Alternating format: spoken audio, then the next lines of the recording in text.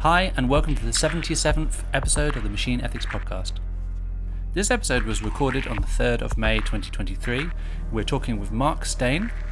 We chat about AI as tools, the ethics of business models, writing his book, Ethics for People Who Work in Tech, the process of ethics or doing ethics, Marc's 3-step process, his experience with misconceptions of ethics as compliance or roadblocks, evaluating ethical theories, and universal rights.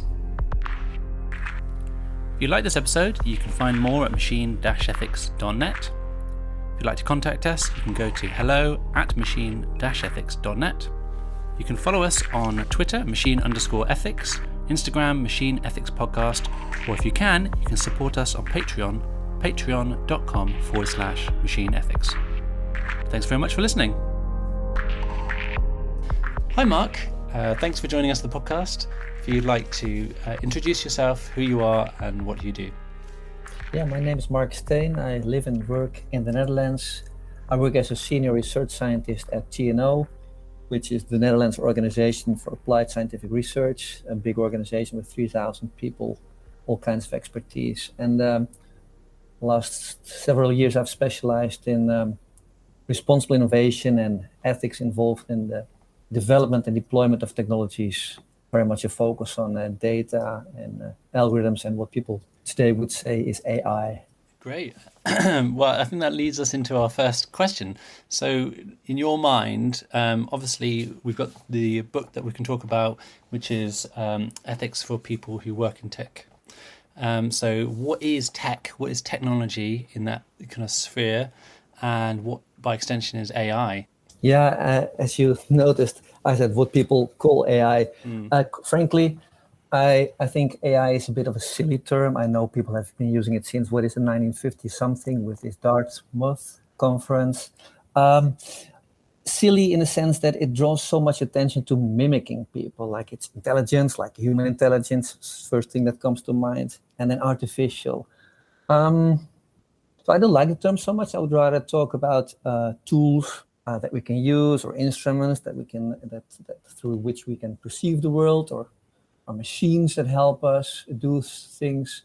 For example, a spade, you don't call that an artificial hand, do you? Or a bike, you don't call that artificial legs. So why do we call these machines or tools? I mean, they're machines and tools. Yeah, I guess if you were going to make a rebuttal to that, you wouldn't have a spade which kind of went off and did its own digging, I guess. You know what I mean? Does the AI does it do its own? I mean, you give it a prompt. Well, let's talk about ChatGPT. Obviously, Sure, it's been in the news for a couple of months. You give it a prompt, and it gives back more words. You give it words back, it gives you even more words back. So it's like a word creation machine, a language juggle machine. I mean, it's obviously brilliant in what it does, and quite surprisingly so. Some people say it's dangerous. Some people say it's dangerous for various reasons. So there's the AGI, fear of it taking over the world. Way before that, there are much more real risks, like what has been described for 10 or more years, the way that algorithms propagate or exacerbate existing injustices or unfairnesses, discrimination, etc. And I just today I read like hundreds of journalist AI farms that spit out thousands of news articles just to sell ads. And all these articles will have disinformation, misinformation, fake news. So yeah, it's not very helpful if you value truth or news items that are true. So these are real dangers now. Way before we have something like AGI, we need to worry about those risks, I think. Yeah, I think there's a lot that we could pick apart in there, which is always fun. How much time have you got? You know, We can do part 2 and 3. You just yeah, decide. exactly. So I think, I mean, it's if you go way back, the original idea of the internet, right? This was egalitarian idea that you could spread information and people could share and people could collaborate, and then commerce, came on board. And arguably, what you just pointed out there is that the internet is now more about not how you share information, but how information is monetized or commercial in some way. And that is leading to this point that you made about misinformation or dummy articles, or just the internet getting taken over by loads of crap, which arguably has already happened, in my mind, for instance. So I think it's a shame, because it's less about any of the technologies per se, but the structural commercial aspect of it. If there wasn't that commercial aspect of it. Yeah, totally agree with you. And you already mentioned the book Ethics for People Who Work in Tech, where I consider this audience more broadly, so developers obviously, but also people who are involved in procurement or policy making or any application. So yeah, many people nowadays encounter technology or algorithms. I devote a couple of chapters on what comes before you do ethics, like business models or understandings of well-being or policy making for well-being, like GDP. How good is that? Do we need to go beyond GDP and measure things beyond economic growth? Yes, of course, according to me and according to many nowadays growing. Well-being, how do we understand well-being? Is it like how much stuff you have, or is it the relationship where you have with people, with or without technology? So yeah, there's lots of things you need to think about, and then I think you can also do ethics. But before it is the business model, is policies, is what we consider to be normal or desirable. But I guess you could do I'm doing air quotes here. You could do ethics with those things as well, like with the business models as well. Sure. The thing I wanted to point out is that some of the proposals you can encounter in the book in the ethics part. So that's the middle part, 3 parts. The middle part is most purely ethics. Some of the suggestions there, for example, social media app that is different from your normal social media app. So your normal social media app, its purpose coming from its business model based on advertising is to lure people to it as much as possible, as often as possible, and to keep them there as long as possible. Now you can think of an alternative design where it will ask you, hey, Ben, I see you're using this. What do you want to do with it? How many minutes do you want to do this? And then after that minutes has passed, it prompts you, have you found what you're looking for? Otherwise, you can do something useful now rather than stay here for your next bit of content and you're scrolling through your timeline. And then, of course, somebody will say, hey, but then your business model needs to change. And yes, then your business model needs to change. So they're tied up, the topics of business model and governance and ethics. I mean, before we get in the weeds a little bit, let's go way back, because we mentioned the book originally.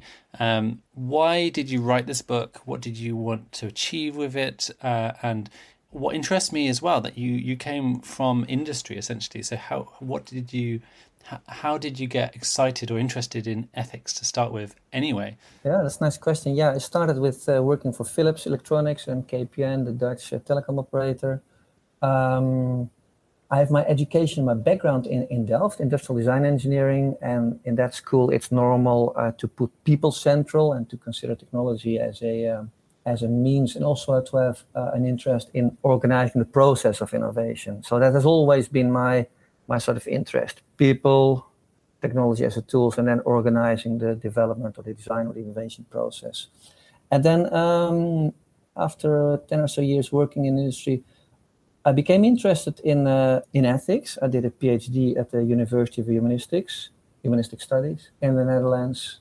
I defended it in Delft. And in that, I looked at the ethics that happen sort of implicitly, sort of inherently in your design process. So the designer will typically, if they follow human-centered design, they will invite people to the office, have a talk with them, focus group, usability test, all these variations that you have. And then I was asking, how open can you be to their experiences? Or is there some philosophical hurdle that will keep you in your, like you have blinkers on, you can only see what you're interested in. It's very hard to be really open. And then how much creativity can you have if there's a brief, if there's a budget. So how much room to maneuver have you? So these I took this on with philosophy of Levinas and Derrida, French philosophers. Yeah, and that gave me a solid basis for further exploration of ethics. So I did that in the years after. Write the book. During these years, my coworkers and clients and also partners were asking me, "Hey, Mark, can you help us with ethics?" And in their mind, they had some idea of ethics as a hurdle, as a roadblock that you need to pass, or maybe even a rubber stamp that you can get if you do it well, and then the ethics is good. And I was saying to them, like, yeah, but that's not the kind of ethics that I can do for you. What I can do with you is organize a process. So that's where my Delft education comes through again. A process of reflection and inquiry and deliberation in which you yourself in your team, in your project team, put issues on the table, organize dialogues about them, look at them critically from different perspectives, and then the third step is that you continue your project. So the association that some people would have with philosophy, like, okay, so you're in your armchair, you're doing big things and big ideas in your head only. So my approach, and also why my colleagues and clients find it helpful, is that they can continue that project. That's precisely the idea.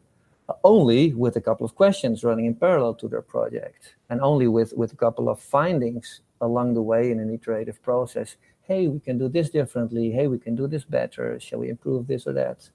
Sorry. And then your last bit of the question. So this is how I started developing this method that I've also called sometimes, sort of jokingly, rapid ethical deliberation, as a nod also to agile or other methods. And the book contains much of my experience with doing that in practice with people and projects. Awesome. And I think in the book you mentioned like this 3-step situation. So I was wondering if you could just outline the basic vision for that and how it works. Yeah. So the first step is identifying issues in your project that may be problematic, or they're interesting, let's call them, because sometimes it's not necessarily a problem, but it's interesting in a way. So identify topics that you want to study, that you feel you need to study, that pay attention to. Second step is organize conversations about these topics. And then first within the project team, that's easy enough. You can integrate them in your project team meetings, but ideally also with your client, with stakeholders, also outside the organization. This borrows also from human-centered design, where you invite in customers or potential customers, and also from value-sensitive design, where you will invite stakeholders with different perspectives on the topic to express their values and their concerns. So that's the 2 steps, 1, 2. And the third step was this, like, take it to action, do something with it, ideally in an iterative manner. Ideal also in a learning manner. So you try out for 2 months. If you do this feature differently, if you do this application differently, and then you monitor and then you modify. That's also why I sometimes use the word, the metaphor of the steering wheel.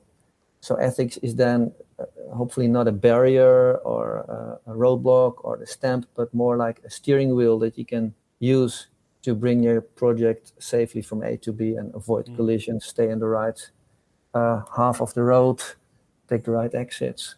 So steering wheel. Mm-hmm. Yeah, I mean, to me, it's interesting because it sounds a lot like a combination of bits from Agile, like you said, design, like value-centered design, human-centered design, or what was popularized by IDEO, design thinking. Mm-hmm. But I guess you're being more explicit with saying that we are thinking in these terms, right? But totally happy that you recognize these, because indeed this has also been my work experience. All the methods that you're saying. Broadly design thinking, yes, also. And here, of course, listeners can have different ideas popping up in their head. Some people will think of design thinking, that's in a room and a whiteboard and your sticky notes. Mm-hmm. That can be a form in which you can do it. But for me, the design thinking is more a going back and forth between problem setting and solution finding. It's also a way of systems thinking, where sometimes you think about the problem, try to understand it more deeply. Sometimes you think of the solution and try it out. So for me, design thinking is really at the core of the book and also of my approach.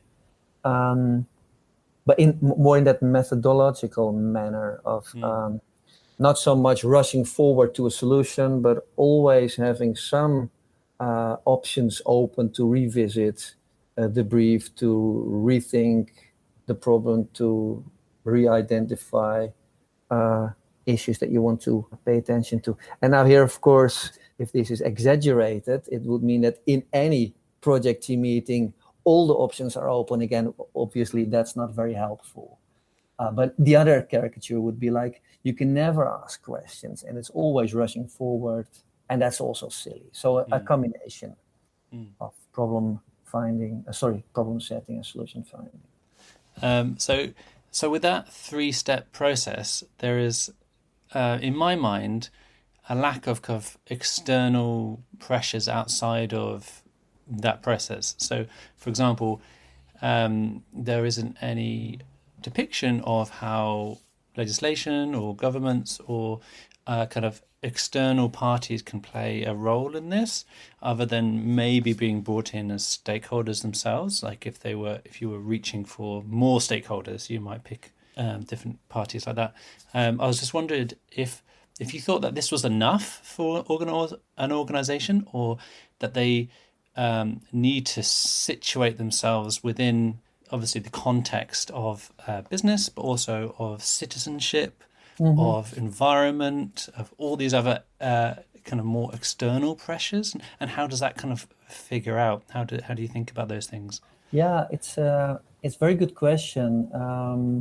They are there in the book, but you're talking about really, really, really important topics like the GDPR that you need to comply to, your code of conduct, either of the IEEE or the ACM or some other professional organization, the something people within your organization, the legal people, compliance people even. So yeah, they're all there, but I don't give them so much attention in the book. Maybe that's a flaw.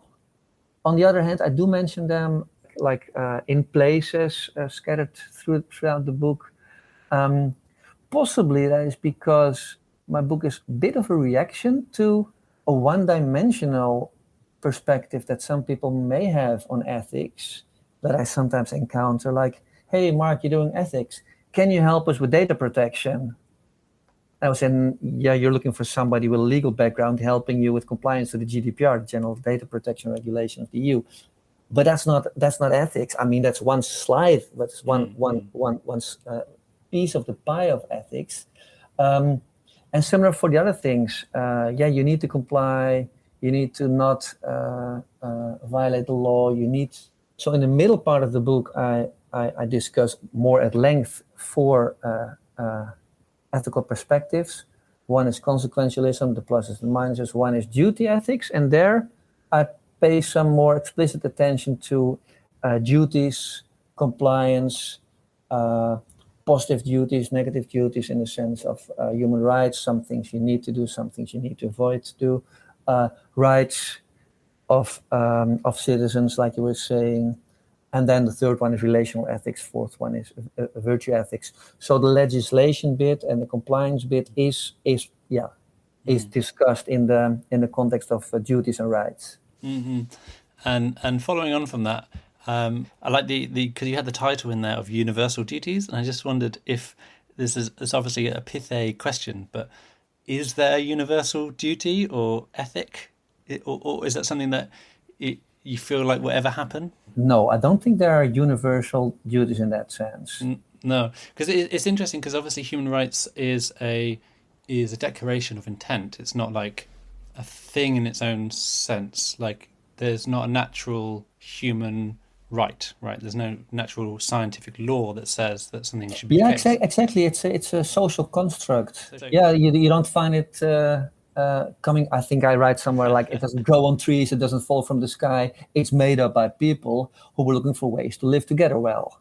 Exactly. Some variation of that. Exactly. So, do you consider that the human rights is part of those kind of universal ethic or universal duties, Yeah, essentially. There's a big Yeah. overlap, I think, between concerns for respecting and protecting human rights or fundamental rights, Hmm. and many of the ethical concerns that I write about. Yeah, sure. Yeah. Yeah. Yeah. Okay, cool. I just, from a pure philosophy point of view, it's just an interesting question anyway. Um, What would you think? Would you be looking for some universal duty? Because we can't just it like thought experiment. yeah. Which rule can you think of that everybody all the time in any situation needs to follow? Yeah. Well, I think it depends on what you call a rule, essentially, doesn't it? It's like the problem that I always have with human rights is the description of human rights is kind of open-ended. A lot of it depends on your interpretation of the language. Yeah. I see what you mean. So a couple of years ago, 2 years ago, I started studying law at the Mm, Open Universiteit in the Netherlands, and I wrote a piece, I think, where it comes together nicely.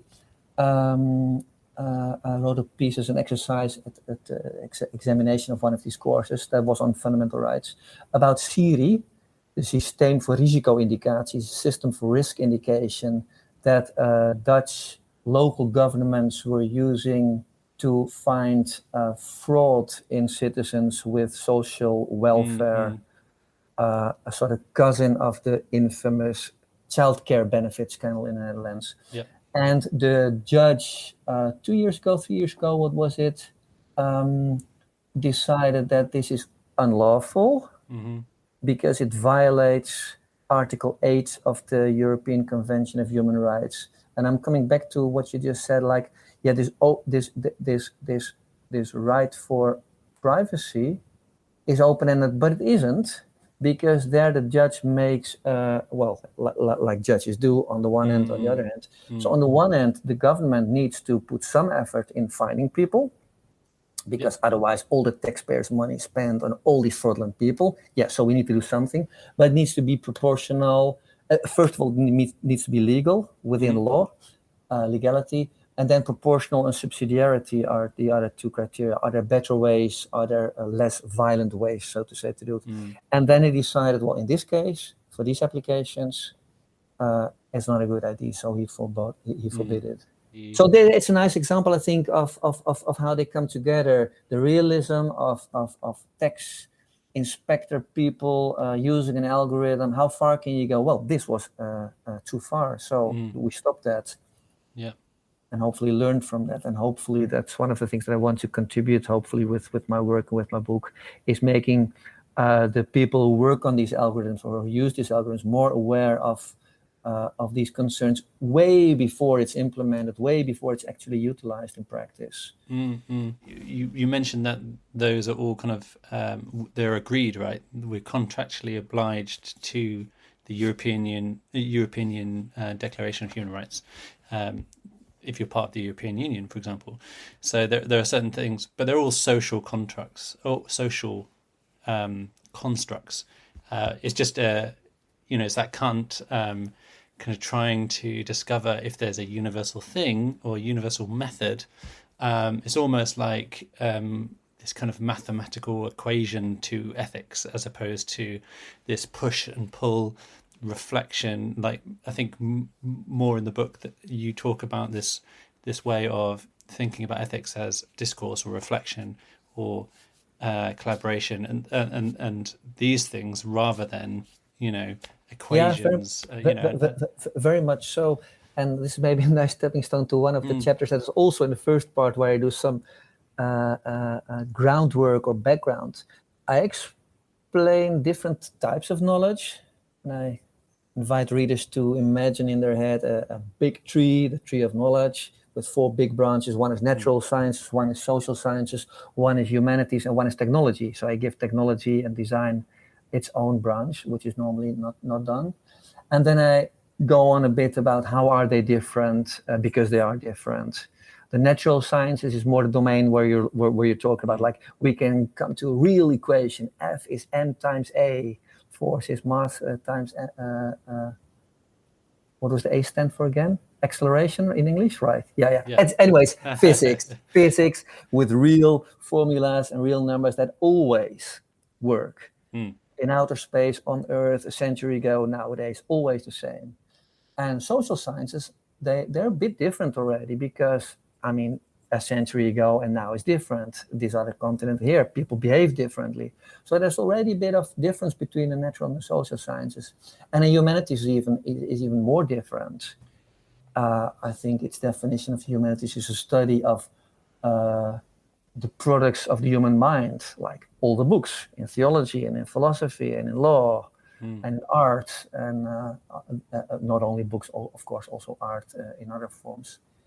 And then technology is even different again, because that's not just studying, but that's changing stuff and creating stuff and seeing what happens and then trying out to solve practical problems in the real world. And then I make a sort of parallel that I hope will help people with technology backgrounds feel that ethics is really helpful, can be really helpful. When they say, well, the work of a normative ethicist and of an engineer are very similar. They look at the world, they believe or feel or think that something is not quite right yet with it. We need to do something, and then they go about changing it. So the work of normative ethics and the work of creating and using technology is very similar.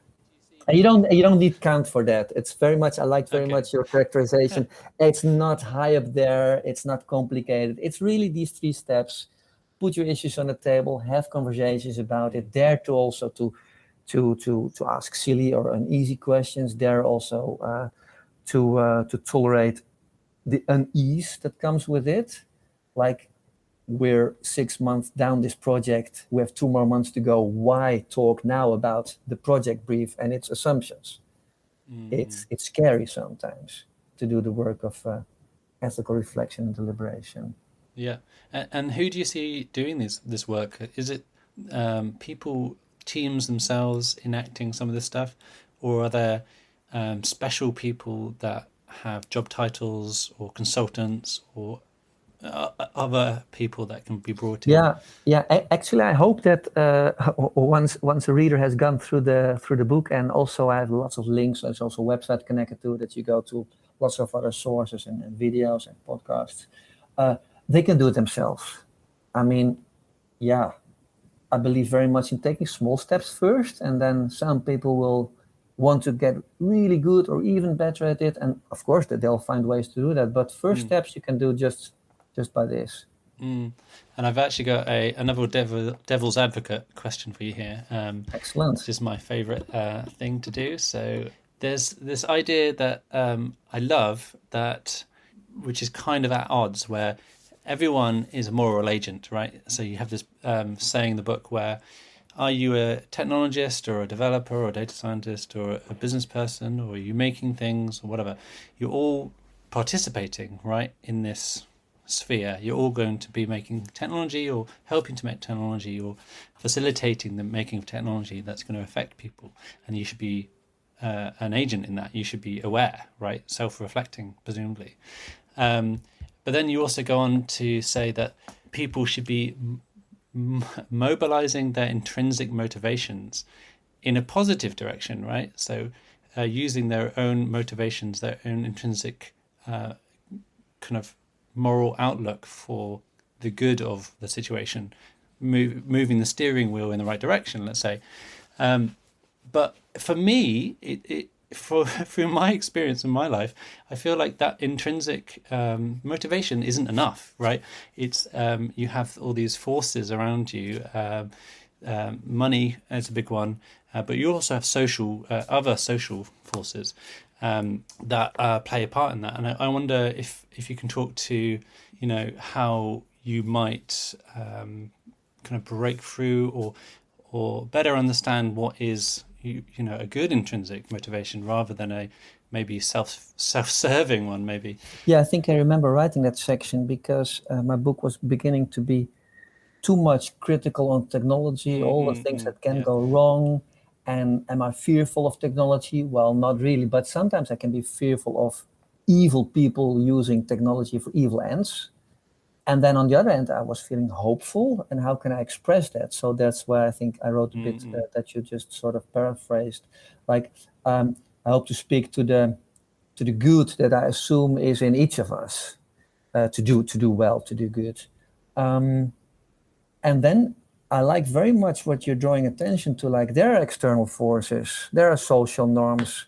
Why would you ask a silly question like that? I mean, we have 1 more month to deliver. Why question? And we also spoke about like the reality of many companies, of most companies actually, of course, making money in some sort. So there needs to be a business model that works. All this is there, and still, I write about and I speak about the hope that within each of us, because all these people are moral agents as well, and citizens and professionals, the hope that they can mobilize within themselves motivations to do good. Now, I spoke about the 4 ethical perspectives. One is about pluses and minuses. I can talk more about that. One is duties and rights. That leans towards law and legislation. Third one is relational ethics. Fourth one is virtue ethics. And virtue ethics is in a kind of way special, because it not only talks about the virtues of the people using the technology, like the citizens, and whether this social media app, for example, helps them to cultivate self-control, or whether it corrodes self-control.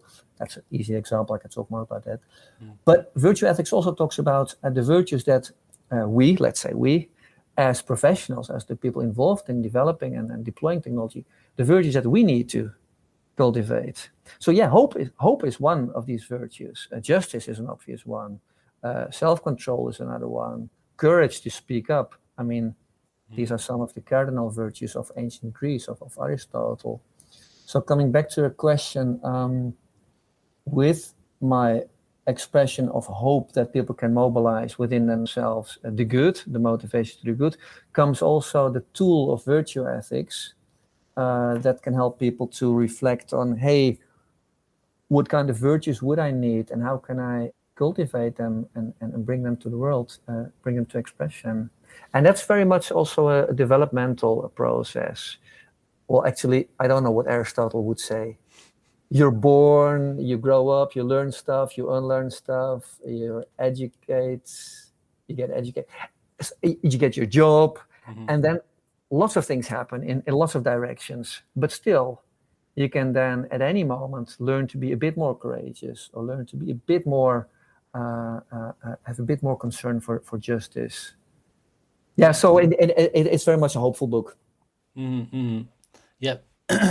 And I guess did I answer your question? Because I got lost in. I don't think questions ethics. are here to be answered; they're just to be ruminated on, right? Right. No, we did that.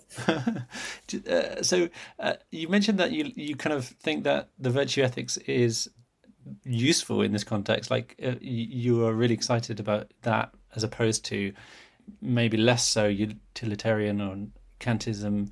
And relational ethics. That is it because of that hopeful side of things, or is there a process in which the virtue ethics is just more interesting or illuminating in that? Yeah, let's put them in order of appearance. The pluses and minuses of consequentialism are good. I mean, if there are pluses and minuses to your project that you can think of, so your project will deliver something, that something goes into the world, and now let's talk about the pluses and minuses, its impacts, its outcomes. It's a very good idea. However, sometimes things are more difficult than at first sight. So how are the pluses and minuses distributed over different people or different groups of people? Some of the pluses and minuses are kept out of the equation, out of the calculation. They're called externalities by economic people. So yeah, the plus and minuses are a good idea, a good starting point for sure.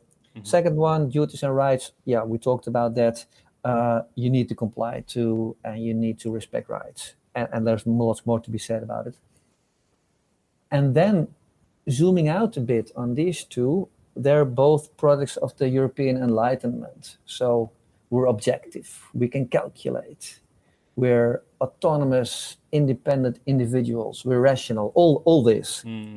And then the third and fourth one are a reaction to it. Well, obviously, virtue ethics cannot be a reaction to it. Sure, yeah. But the sort of the the growing recent attention to virtue ethics can be thought of. Yeah. Anyways, relational ethics looks at care, a combination of justice and care, because all justice needs some care and all care needs some justice. They're like two sides of the same coin. And relational ethics, also feminist ethics or ethics of care, draws attention to status quo, its power distributions, inequality. And then you can look for example, to how a technology or the introduction of some technology propagates that power imbalance, or how in the other direction you can use technology to rebalance, to empower people who normally wouldn't have power. And now comes the last bit.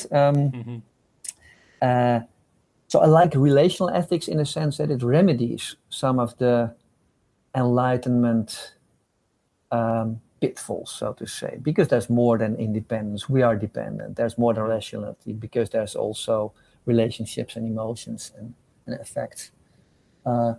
Also, I wrote recently a bit more about what I write in the book, a bit about on learning from indigenous knowledges. So you can argue in a nutshell that climate crisis and lots of other things are a result of Enlightenment ideals derailed, taken too far, like exploit nature. And then indigenous knowledges would very much stress our relationship to nature, the interconnectedness of the plants, the animals, and us.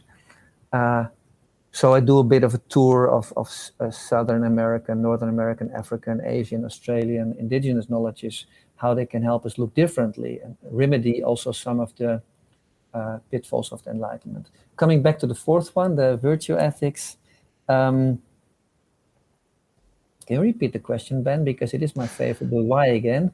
I think you was just asking why you thought virtue ethics was interesting in this context, or you mentioned at the beginning of the podcast that it's your favorite one almost. Yeah, exactly. It's my favorite one because it's the hopeful one, because it stresses very much the ability of people to learn and to unlearn like bad habits, to learn better habits. This whole habit word is from Aristotle. So I believe that virtues are nothing really more or less than habits that you cultivate. So if I all the time take my mobile phone and scroll through my social media timeline, and I do it often enough, my self-control is corroded. It's gone away. On the other hand, if I systematically teach myself to put it outside of the bedroom, and that it's not the first thing when I wake up, and the last thing when I go to sleep, then I form another habit that is more that's more conducive to, I don't know what you want to do else, other stuff. So that's one thing. It's the hopeful one. It's the developmental process one, virtue ethics, and also because it's a direct way into what professionals, the people involved in development and deployment of technology, what they can do themselves. And I guess it stresses the autonomy of the individual to, dictate that direction, to make that moral decision, as opposed to it being more like group think or structural. You can all reflect and have a decision, and you can all change how the world looks. And quite often these things come back to the idea of the good life and flourishing, and these philosophical concepts. But really, you are in the driving seat in that equation for working out how we get there, how we create the environment for people's flourishing, instead of maybe one person's flourishing or at the expense of thousands or millions. So indeed, flourishing is one of these central words for virtue ethics. Living the good life, I always add to that together, how to live well together. Because one of the possible misconceptions of virtue ethics, that it's like an individual thing. Well, obviously the virtues live within people, but the virtues are, ideally they are directed at living well together in a polis, in the city-state, in Aristotle's case. for us today, it would be like the European Union is one of the polis of the size of polis that I live in. Maybe big polis because I also live in a city. But anyways, it helps you to think about how do we want to live together well.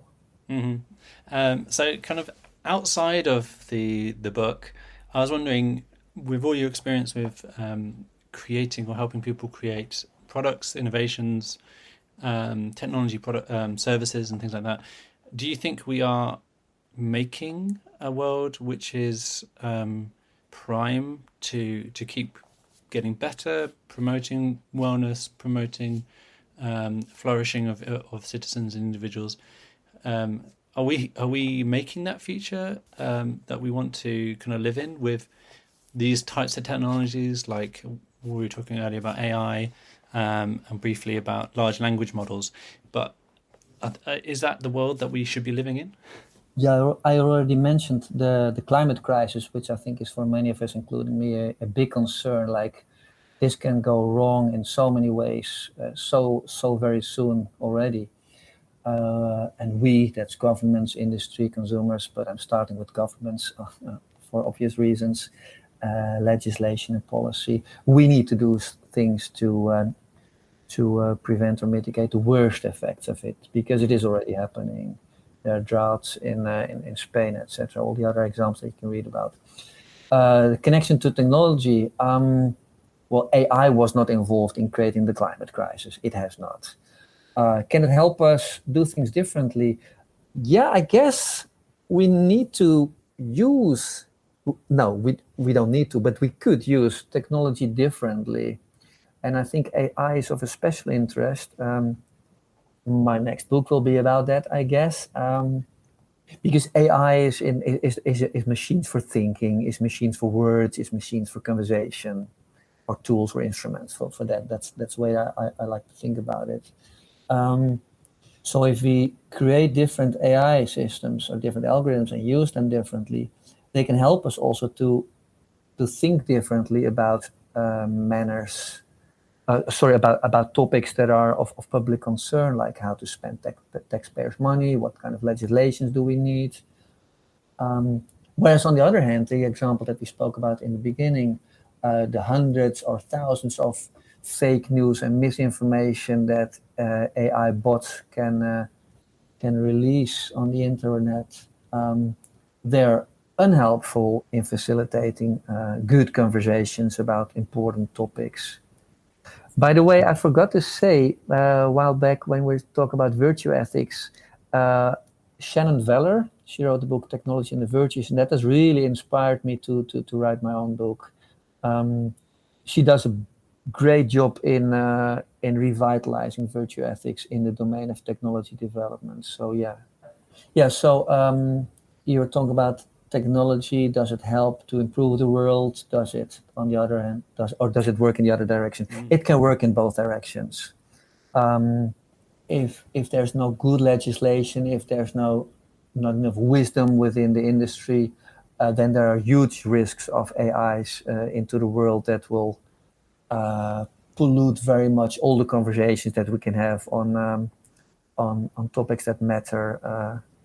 And the link to what I just said of Shannon Veller and her book Technology and the Virtues, she talks about civility, and I guess that in British English, civility means something like politeness, but she uses it differently in the sense of the ability and indeed the virtue of people to come together and discuss matters that matter, and then to come to action to solve real problems.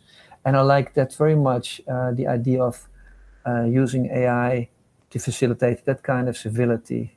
Yeah. So we could, I mean, hopefully, this is the fear, right? That we creating these lonely bubbles for individuals to live in. But you're stipulating that we could hopefully harness this technology for bringing people together, having direct action, more local communities, that sort of thing. Yeah. And there was one thing more that I wanted to say about it, just remembering, it must have been 2 or 3 years ago. I can send you the link if I can. Yeah, I can find it. It was a podcast interview between Azim Azar and David Runciman. they were talking about artificial intelligence, and then David Runciman, political science background, I think, he was drawing attention not so much to the intelligence bit of AI, but to the artificial part of AI, where we're saying, well, we need to worry more about the artificial. And then he explained what he meant with that. Like, the artificial is there already, has been there for a couple of centuries, because that is like the nation state, and it's the corporation with limited liability. And they can do enormous things. And that's artificial in a sense. It's more than a one person or a normal group of people can do. It can be multiplied 1,000 millionfold. And in that sense, bringing that back to the discussion on AI, let's worry about the artificial bit of it. I think the example of the AI bots spewing out fake news is already an example of that. And here comes one of my themes that I often want to talk about, is making stereotypes. You can say that in the US, United States, corporations can do anything that is not strictly illegal. And even if it is illegal, they pay lawyers to just do it. Yeah. So the corporations have like big power, and the state not so much. And that leads to AI, totally promoting consumerism, neoliberalism. So ads, goods, well, all the things that you can order at Amazon, etc., and all the ads that are sold via Facebook, etc. The other stereotype would be like China, where the state has like too much power and can do anything.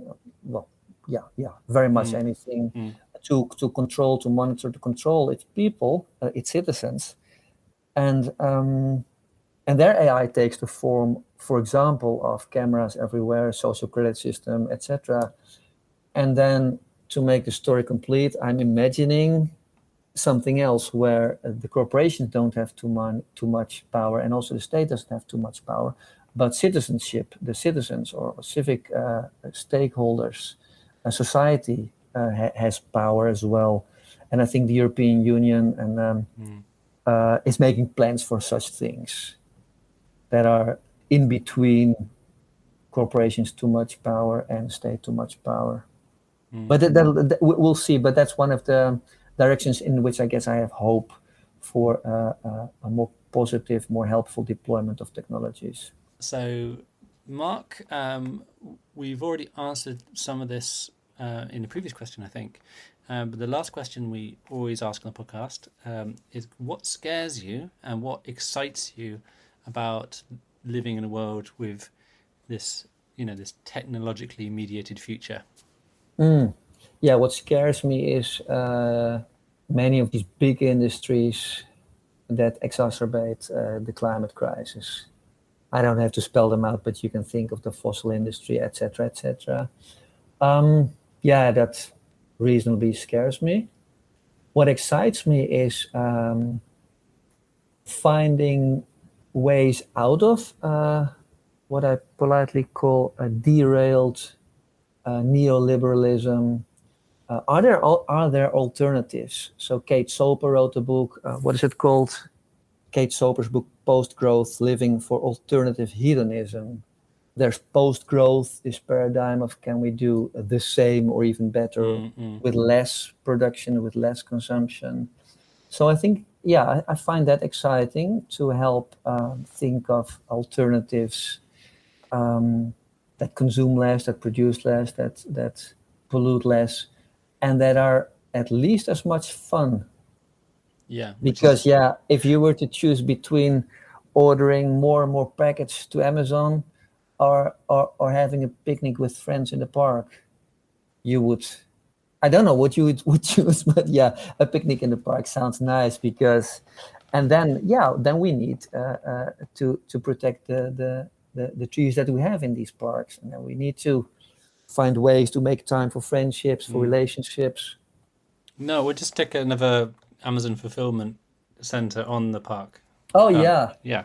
Actually, that is being discussed now in the outskirts of Amsterdam, where there's agriculture, the last bit of agriculture that is there, and it's even bioorganic, and people have small plots of land there, and they come there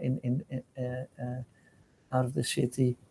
And yes, a distribution center that is currently being discussed. So yeah, it's these questions, and what excites me is with colleagues of mine at TNO to work on the on that alternatives for some of the how would I say that, to work on positive projects and positive outcomes. Awesome. Thank you, Marc. Thanks so much for joining us on the podcast. If people want to find out about you, find you, buy your book, how do they do that? They can go to ethicsforpeoplewhoworkintech.com. That's the book. No, that's not the book. That's the website that accompanies the book, but there you can find the book. Or they can go to my personal page, which is marcsteen.nl, and Marc is spelled with a C at the end. And if they're interested in the work of the organization where I work, TNO, it's tno.nl. Wicked. Thanks for your time. Thank you. Hi, and welcome to the end of the podcast. Thanks again to Marc for spending his time and energy with us. I'm still in the process of finishing off his book, so I'll put up a review on the Patreon as soon as that's ready. One of the things that has resonated with me so far in the book is this idea of types of knowledges, which we touched on in the podcast, and how to think about those things in terms of their effect on society and therefore how they are related to ethics in that way. If you'd like to hear more about things like this, check out our episodes on the podcast machine-ethics.net. And if you can support us on Patreon, patreon.com/machineethics.